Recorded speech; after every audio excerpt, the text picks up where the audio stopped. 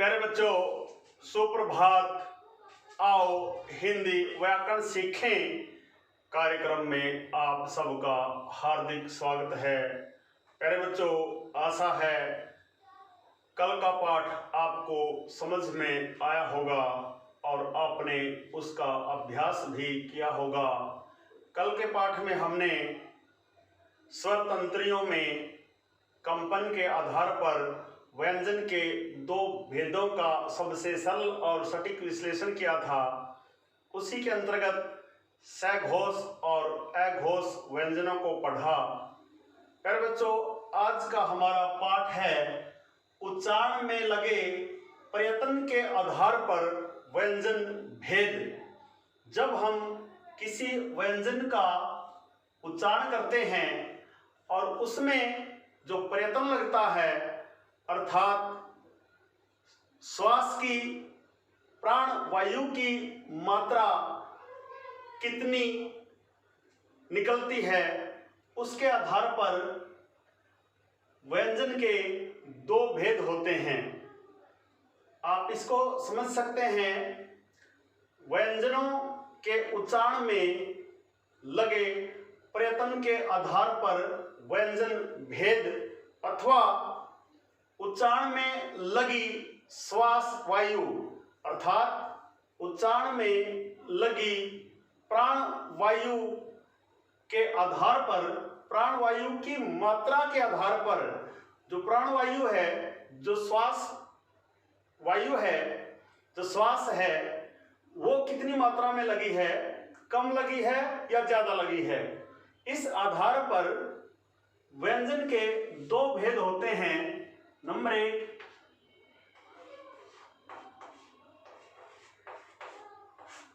अल्प प्राण। प्यारे बच्चों, अल्प का मतलब होता है कम, थोड़ा या थोड़ी।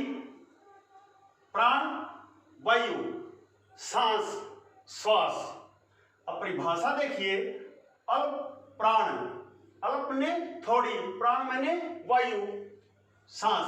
परिभाषा देखिए, जिन व्यंजनों के उच्चारण में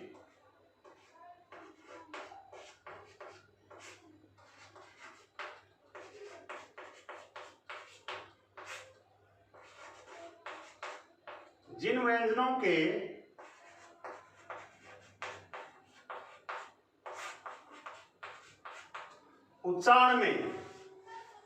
व्यंजनों के उच्चारण में वायु की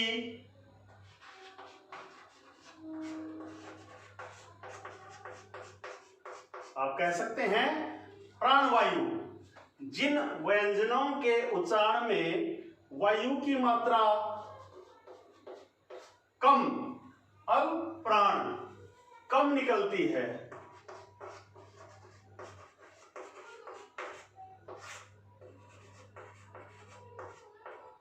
जिन व्यंजनों के उच्चारण में प्राण वायु की मात्रा कम निकलती है, उन्हें अल्प प्राण कहते हैं।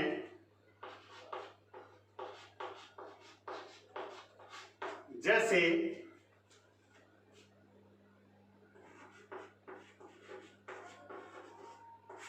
प्रत्येक वर्ग का, जैसे प्रत्येक वर्ग का पहला, तीसरा,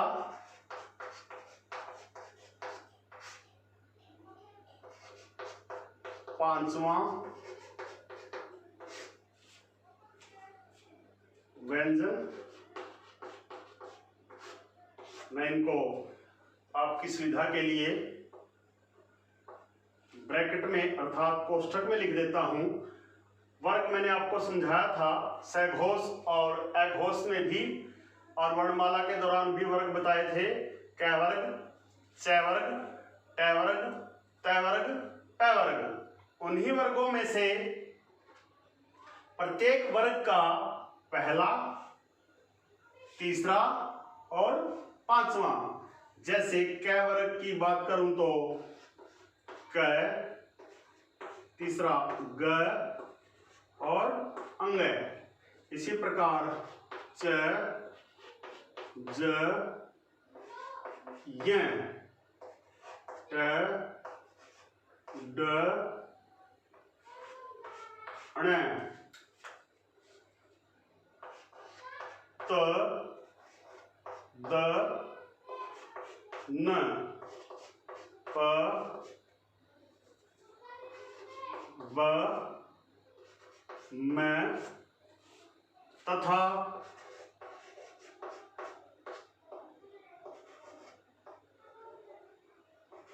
ड़ और य, र, ल, व। परिभाषा देखिए एक बार फिर। जिन व्यंजनों के उच्चारण में प्राण वायु की मात्रा कम होती है, दूसरे शब्दों में आप कह सकते हैं जिन व्यंजनों के उच्चारण में प्राण वायु की मात्रा कम निकलती है उन्हें अल्प प्राण कहते हैं।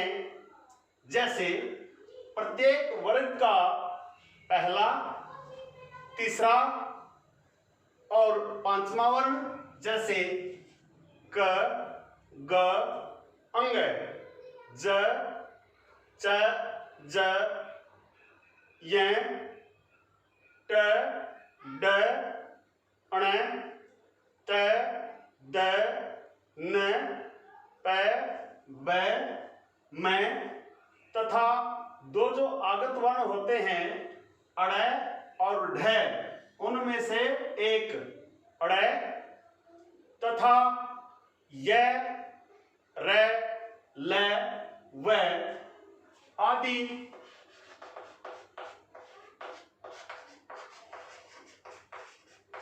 सभी व्यंजन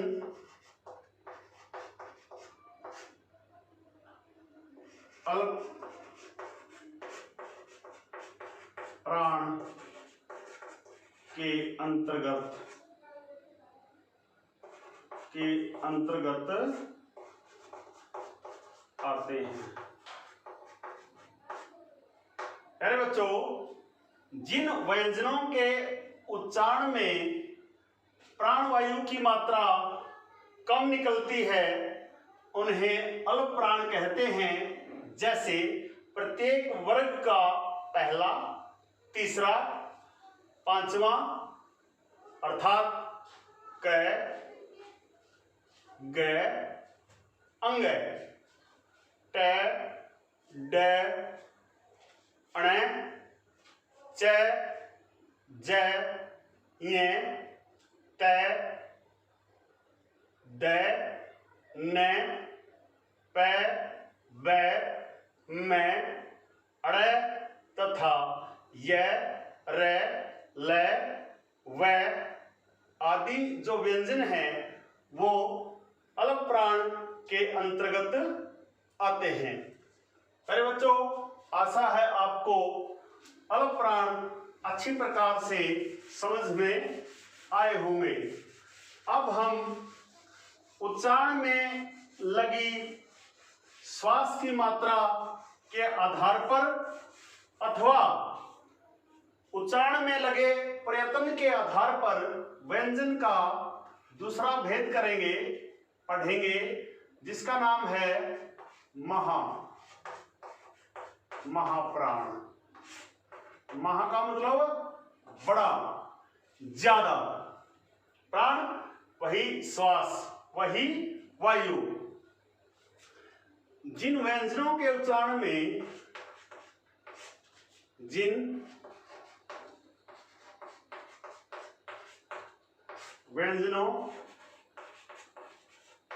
के उच्चारण में परिभाषा देखिए। पहले हमने पढ़ा अल्प प्राण, अल्प का मतलब थोड़ा, थोड़ी वायु, महाप्राण ज्यादा वायु। जिन व्यंजनों के उच्चारण में श्वास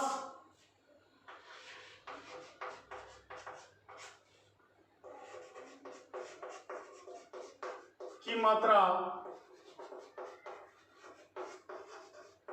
अधिक निकलती है, जिन व्यंजनों के उच्चारण में श्वास की मात्रा, श्वास वायु, सांस जो होती है उसकी बात, जिन व्यंजनों के उच्चारण में श्वास वायु की मात्रा अधिक निकलती है उन्हें महाप्राण व्यंजन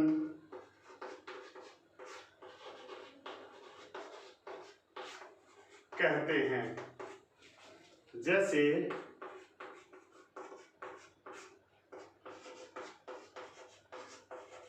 प्रत्येक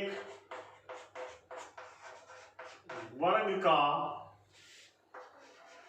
दूसरा चौथा व्यंजन, अर्थात क्या वर्ग की अगर बात करूं, ख घ, उच्चारण बोल के देखो कैसे अधिक मात्रा में श्वास वायु बाहर निकल रही है। ख घ, आप अल्प प्राण में देखिए, क ग अंग, उतनी प्राणवायु नहीं निकल रही जितनी दूसरे और चौथे में निकलती है। आप उच्चारण करके देखें, ख घ, छ झ, ठ ढ,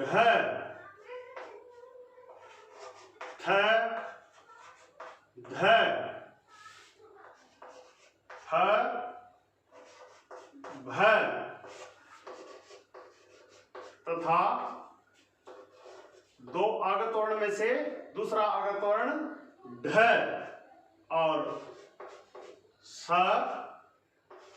स स। परिभाषा एक बार फिर देख लीजिए महाप्राण की। जिन व्यंजनों के उच्चारण में श्वास की मात्रा अधिक निकलती है उन्हें महाप्राण व्यंजन कहते हैं। जैसे प्रत्येक वर्ग का दूसरा चौथा व्यंजन ख घ, छ झ, ठ ढ, थ ध, फ भ तथा ढ जो विकसित वर्ण है। इसके अलावा तीनों स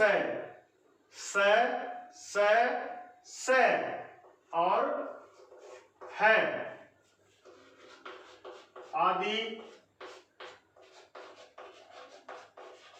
सभी वर्ण महाप्राण व्यंजनों के अंतर्गत आते हैं।